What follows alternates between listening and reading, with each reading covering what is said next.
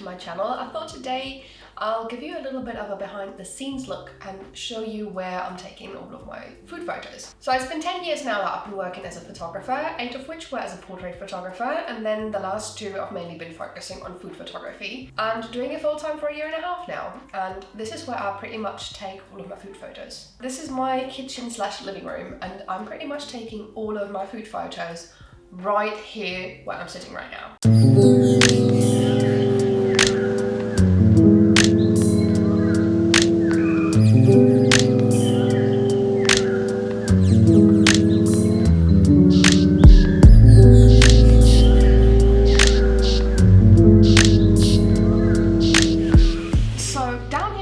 Floor is where I usually set up to take my food pictures.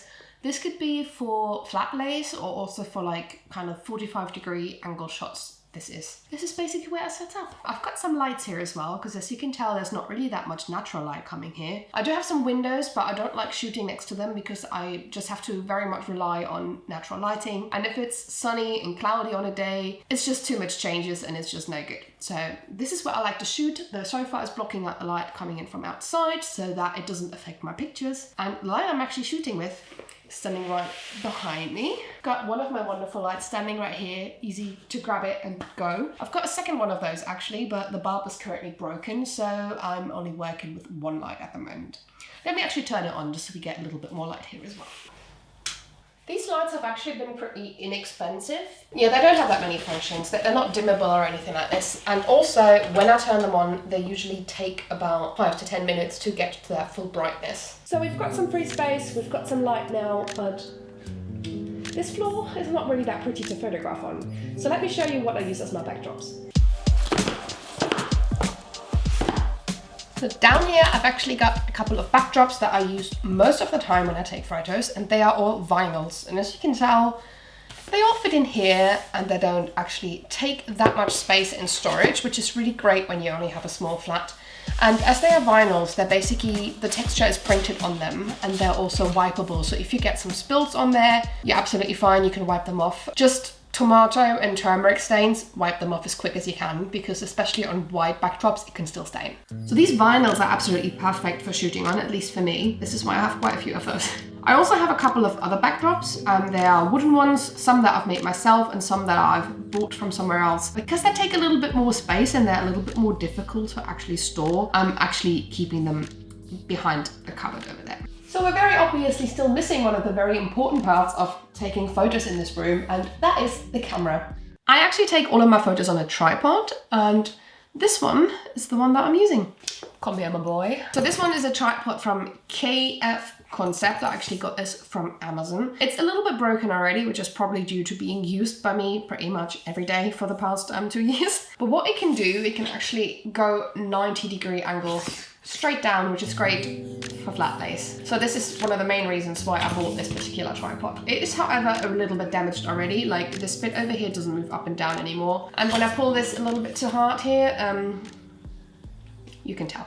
When I shoot down here, I usually put the tripod on the one end of this backdrop and then put the light towards the other side. Sometimes I also put the light a little bit next to it, but this is how I usually have my setup. Where exactly I'm putting the tripod and how I'm setting it up kind of depends on where I want the angle to be in my pictures. But I usually put it on this end, and then if I take like flat lays, I usually put it somewhere over here. Put the camera on the top. Obviously the camera is currently filming, but this is usually where it would go, and then I would place it wherever I want my picture to be or wherever I have my setup down here. Recently I love shooting a lot in the 45-degree angle. This tripod actually goes lower than this as well, so for shooting on the floor you would need a tripod that can go quite low if you want to get this 45-degree angle. Otherwise you would have to shoot on like a table or something like this, and this is how I would set up for that. As of January 2020, I'm actually shooting all of my photos on a Canon EOS R with a 50mm 1.8 EF lens. And I love shooting with that combination because the Canon EOS R is actually a full frame camera, and with the 50mm lens, I can actually get a much wider angle on the full frame camera than I was ever able to get on my old camera. My previous camera was the Canon EOS M3, which is the quite inexpensive camera. It costs around £400–500 depending on where you buy it. Comes with a lens already attached to it, and it's been a really great camera for the last 3 years. However, I just needed a little bit of an upgrade as this is my full-time job. But it doesn't mean that you have to buy an expensive camera. You can make a lot of great pictures with a cheaper one as well. So now that we've got the basics down, let me actually show you some of the other props that I use for photographing. And one of the most important things that I use is reflectors. Now, you don't need to actually buy reflectors. You can just as well use cardboard or just styrofoam or anything like this. I, however, just prefer to have some dedicated reflectors for it. And I have this really cute, very small reflector. It's silver on one side and golden on the other one. Most of the time I use the silver side just because I like to shoot it with like a more natural kind of coloring. This is like an amazing size because for shooting food and small objects, I don't have to have like a massive reflector or set up anything massive. So this has served me really well. I think I got this off eBay for a couple of quid. I do actually also own one of those massive reflectors, and this is still back from my days as a portrait photographer. Every now and then it comes in handy, especially when I have bigger setups that are not just a single plate of food. And yeah, it actually works really well. It also has the silver side in here. It's got a black side, which is really good from blocking any light from reflecting anywhere, especially for dark food photography. This is really handy. And you can zip it open and flip it over to the other sides, which are white and golden as well. Sometimes I use the white side because the silver side reflects quite a lot of light, and sometimes I just want the reflector to lighten something a little bit, but not as strong as the silver side. So for that I use the white side. As a food photographer, I actually have quite a lot of additional props. So plates, cutlery, anything you can imagine. Maybe I'll show you those another time because I've got quite the collection of like mismatched items. Another thing that is very important that I use regularly in my photos are different types of cloth. So I've got a little bit of a collection. These are linen cloth in like different colors. This is like a natural tone. I've got a white one as well that I kind of ruined with some tomato sauce ones. Maybe I should replace that. I've got some colorful ones as well that I don't use as often, but if you want to shoot something a little bit more colorful, these are really handy. Little pink one as well.